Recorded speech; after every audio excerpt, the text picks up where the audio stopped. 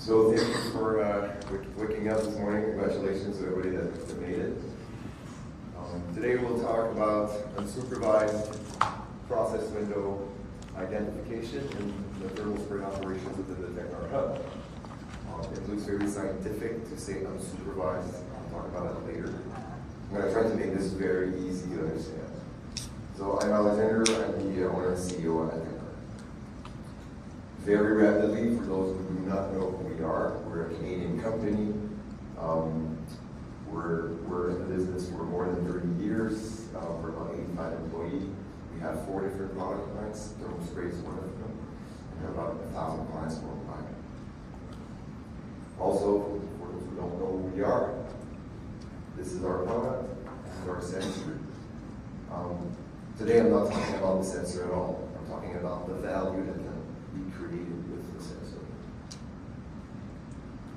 So as some of you know, we took a decision 3 years ago to become some kind of a data center for thermal spray. This is a crowded space. A lot of people are talking about intelligence and data today. Why did Tecnar decide to do that?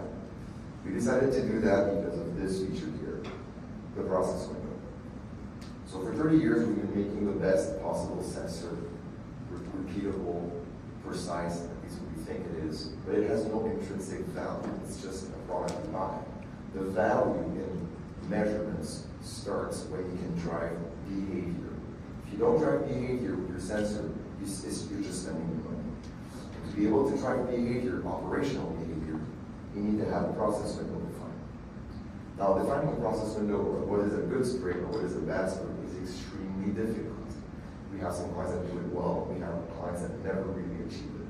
So we needed to step in the market to try to help our clients define process window using unsupervised learning. So this is what we're going to be talking today. So we're super happy that at last, we want everyone that uses an Accuraspray in production to have decent process window so they can drive behavior and we can get value out of what we sell.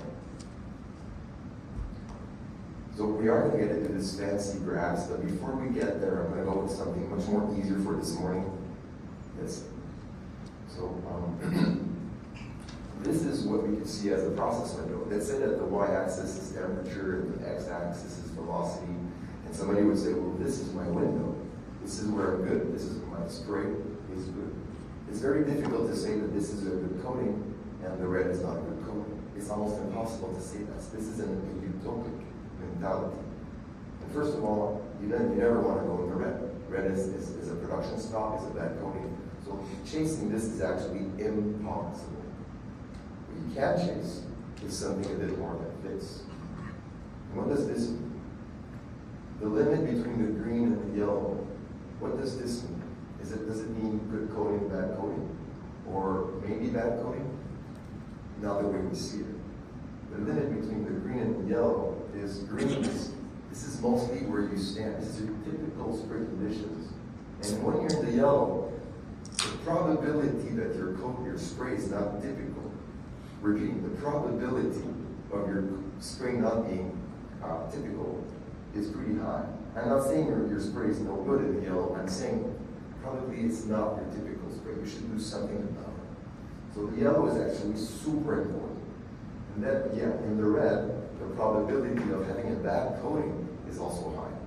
But if you define the green limit, this limit here, and if you drive behavior so that if you find yourself in the yellow, you go back into the green, you actually never really have to find the region between the yellow and the red where you're really in trouble.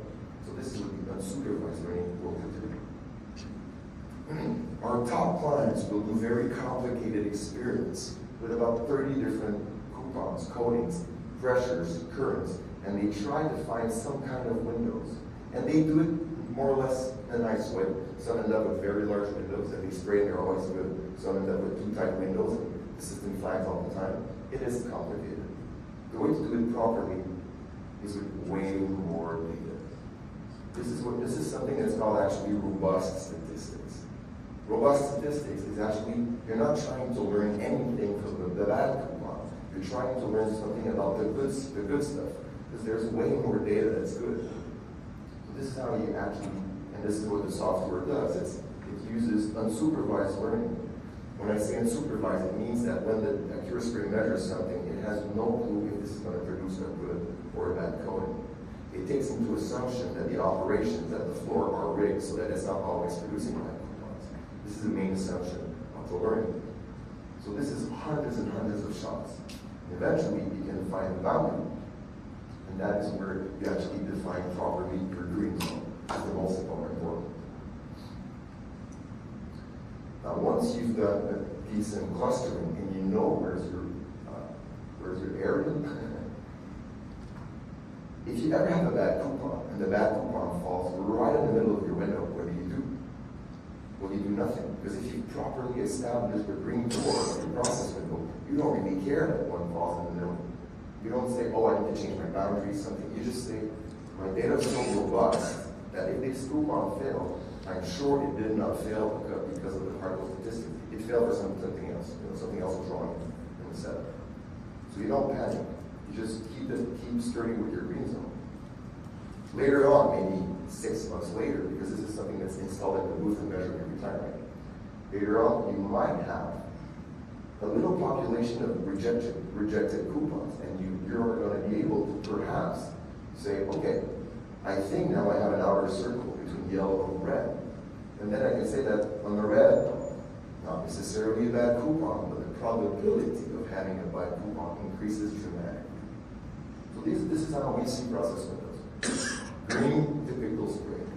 Yellow, probably this is not your typical spray. Red, probably you could have a bad coupon. This is how you're going to drive behavior in your shop. Okay, so a bit more technical. So this is the Accuraspray, and I don't want to spend so much time on it, but people know it. And the Accuraspray measures in 5 to 10 seconds. So the way we see this is it's installed in the booth. And everything I'm talking about today, the premises, is that your Accuraspray is really measuring every day.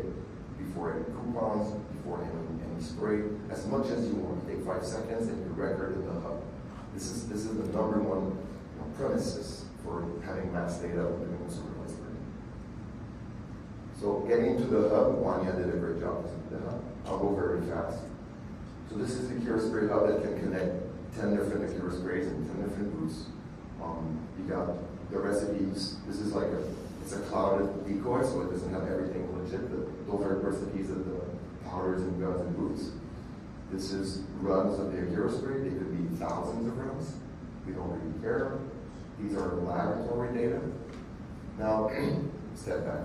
When you put the lab back in the hub, then you go into supervised learning. Supervised means that you're telling this is good, this is bad. This is for establishing the limit between the yellow and the red zone. Today, we're not going to talk about lab data, but the lab is in the hub if you wish to put it there. And now, the PWE, the process window evaluator. So the process window evaluator is always going to be running in the background. If you have, in this case, 4 different setups you're using, it's going to be learning and learning and learning. All right? There's 4 modes for the process window evaluator. It's either in learning mode, the yellow. It means that it's clustering data, it's not satisfied providing process windows yet. There's the green mode, which is ready. It means he's basically able to explain about 95% of the variables, and he's ready to recommend a process window for you, should you accept it. And then there's monitoring. It means that you have accepted the process window, but even if you accept process window and you sync it to your Accuraspray, he's still going to watch it for you.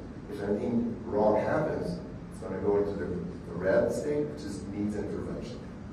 Now, even to this day, needs intervention is vastly complicated. Is it because the windows are dirty? Is it because calibration is off? That's complicated behavior, and we're going to get into that later. So let's say we just click on the ready, the one that's ready to be proposed. So this is what you see. You got process window, temperature, in this case, from 1869 to 2047, velocity. So those are all these windows. These are all the nominal values. These are all the standard deviations. For those who don't know, we use standard deviation to detect if the process is stable or not. So nominal values for nominal coding properties. This is for stability properties. So if we dive into this, if we go into the PWE itself, this This is the front end. You don't need to know all the engine. I mean, we're going to the engine today. So in the engine of that particular process that was ready, there was 318 runs that were fed to the system. Those slides are just going down the page of the process window. Going back to this one. So what's very fancy, and this is a bit technical, so PCA. PCA is Principal Component Analysis. And why the hell are we using PCA and not just standard deviations and statistics? PCA is a bit more adaptive, a bit more sophisticated. If your nominal measurements like temperature, velocity, are not orthogonal, if they're coupled, they're not independent from one to the other, then PCA is a bit better. If your distributions of nominal measurements are not perfectly normal or symmetrical, then PCA is a bit better. So we're using PCAs a bit more fancy to make sure that we really recognize clusters and centrals that we basically envelope, and then from the PCA components, we roll back to nominal values. It's a bit complicated. You can see that in this data set, there was actually 13 vectors, eigenvectors of the system, to be able to explain 95% of the variance of the data. Of course, the first vectors are quite significant in explaining variance, and the last vectors are just help to really get to 95%. So we build a set of vectors, eigenvectors, that explain 95% of the variance before we decide that it worked. And from then on, we remove. These are the vectors that we've kept, and you can see that this is the composition of the vectors with regards to the nominal values of temperature, velocity, etc. Quite scientific. And in the end, this is what you get.